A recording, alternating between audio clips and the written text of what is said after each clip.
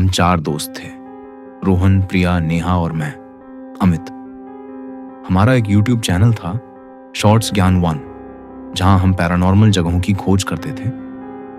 इस बार हमारी मंजिल थी कुलधरा, राजस्थान का वो रहस्यमयी गांव जिसके बारे में कहा जाता है कि एक रात में ही वो वीरान हो गया था और तब से वहां कोई नहीं रुकता। रोहन, हमारा लीड, हमेशा की तरह जोश में था। वो कैमरे की तरफ देखकर बोल रहा था, तो दोस्तों, आज हम आ पहुंचे हैं उस जगह जहां सूरज ढलने के बाद कोई नहीं रुकता।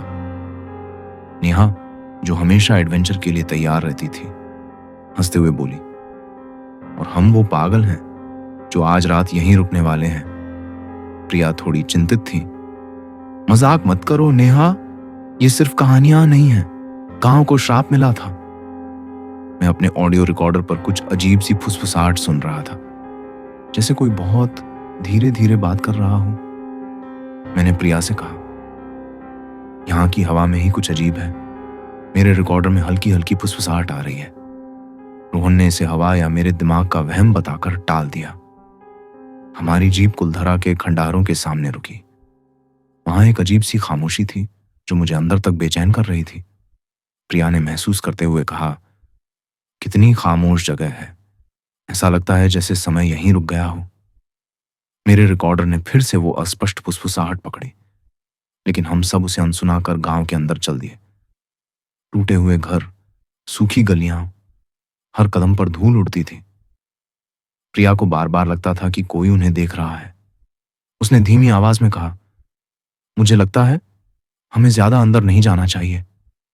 लेकिन रोहन कैमरे पर फोकस करते हुए आगे बढ़ रहा था।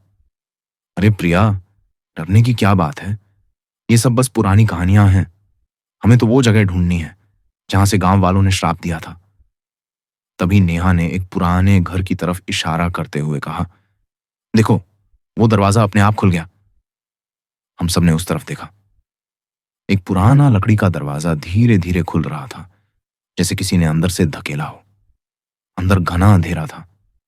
मैंने कैमरा जूम किया, लेकिन कोई नहीं दिखा। कोई नहीं है वहां, हवा से खुला होगा, मैंने कहा। प्रिया घबराकर बोली, इतनी हवा नहीं है, मुझे अच्छा नहीं लग रहा। रोहन ने उत्साह से कहा, चलो इसी तरफ चलते हैं, शायद हमें कुछ मिल जाए। हम आगे बढ़े और एक पुरानी बावड़ी, कुआं दिखाई दी। उसके पास एक सूखा पेड़ था। जैसे ही मैंने अपना कैमरा बावड़ी की तरफ किया, वह अचानक झिलमिलाने लगा और बंद हो गया। मैं हैरान था, ये क्या हो रहा है, कैमरा क्यों बंद हो गया? रोहन चिढ़कर बोला, यार अमित, ये सब तुम्हारी पुरानी बैटरी का कमाल है। चलो हम यहीं रात बिताते हैं, इस बावड़ी के पास।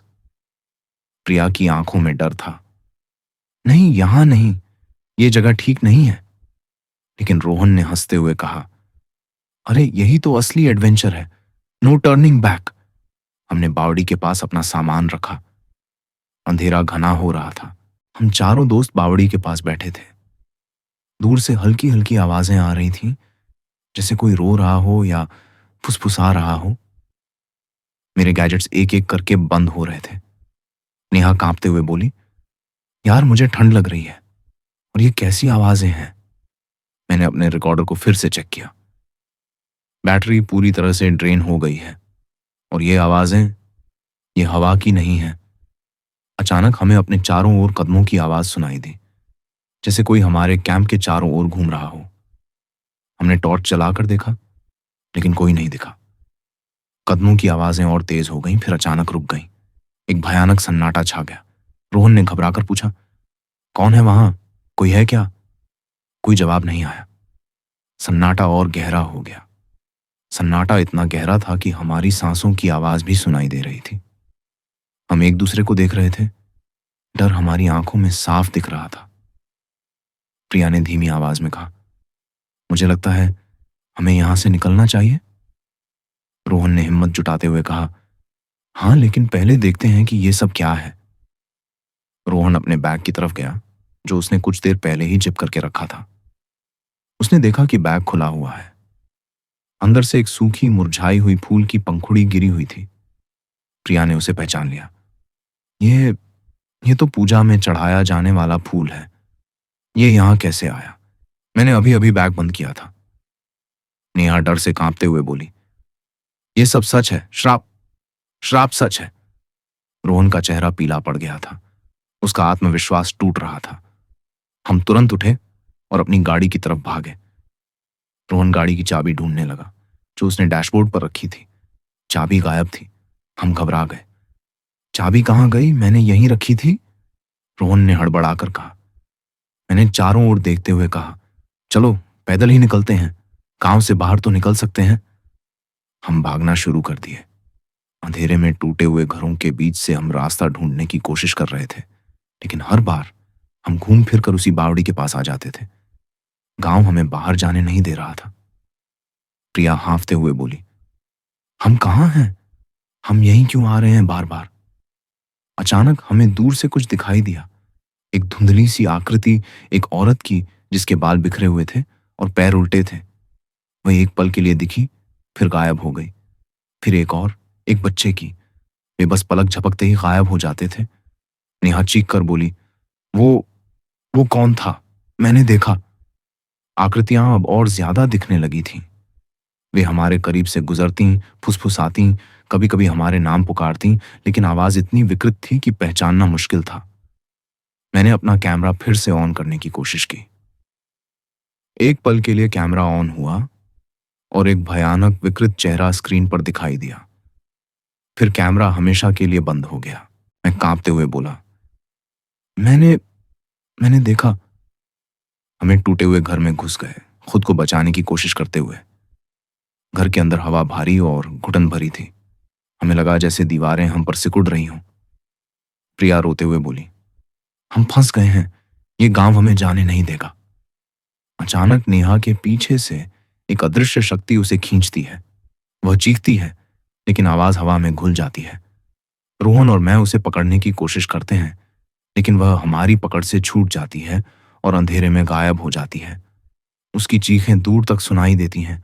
फिर सन्नाटा। रोहन हैरान था। नेहा, नेहा! रोहन और मैं अलग हो गए। रोहन नेहा को ढूंढने के लिए अंधेरे में भागता है। उसे नेहा का फोन जमीन पर पड़ा मिलता है। फोन की स्क्रीन ऑन है और उसमें रिकॉर्डिंग चल रही है। रोहन ने कांपते हाथों से फोन उठाया। फोन में नेहा की आखिरी फुटेज दिखाई देती है। वह बावड़ी की तरफ खींची जा रही है। उसकी आंखों में भयानक डर है।